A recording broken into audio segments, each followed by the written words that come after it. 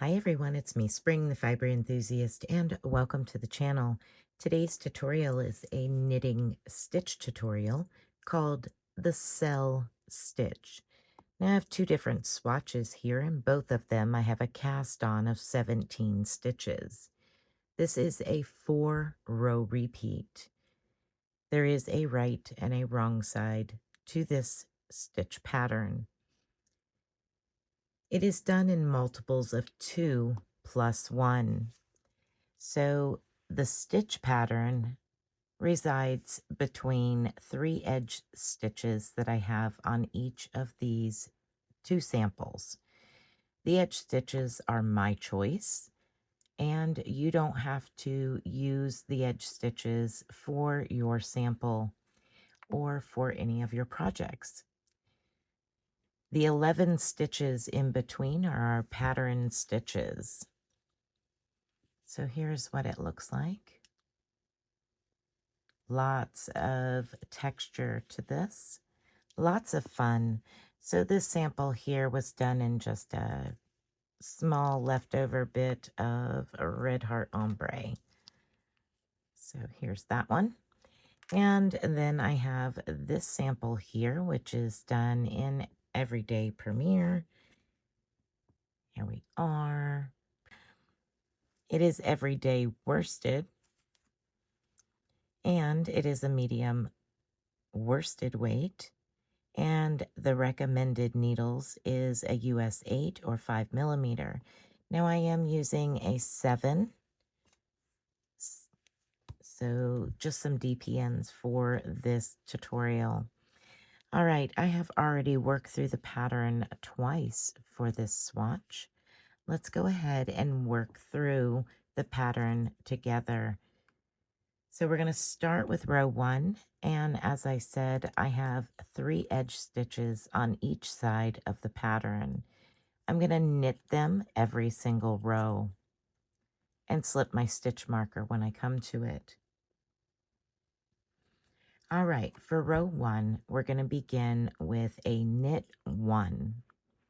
Now our pattern repeat is we're going to go between our next 2 stitches, all the way between, yarn over your needle, and pull up a loop between those 2 stitches. Then we're going to knit that first stitch and pop it off and knit the second stitch. Now we're going to continue that to the end of our pattern stitches.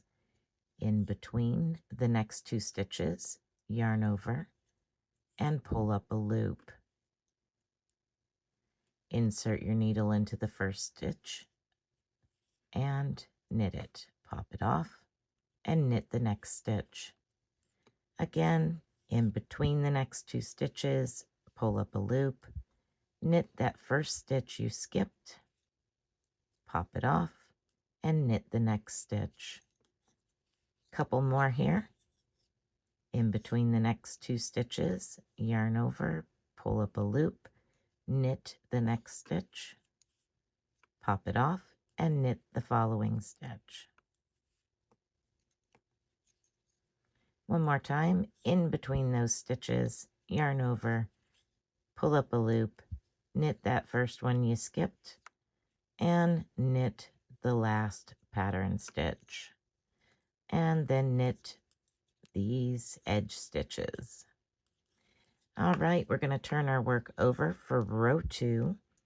Row 2 is a purl row. It's the wrong side. I'm going to knit my first 3 stitches for my edge stitches.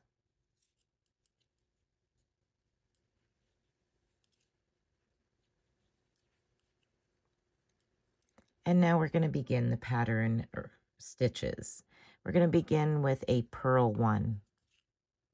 And now we're going to begin the pattern repeat for this row. Purl 1, purl 2 together.